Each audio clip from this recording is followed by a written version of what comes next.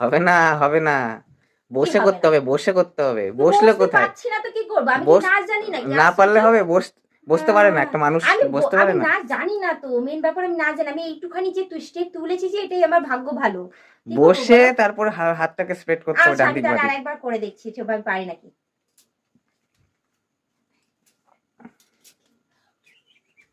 হেসেই উড়িয়ে দিচ্ছে, পুরো ফুল বসতে হবে তো।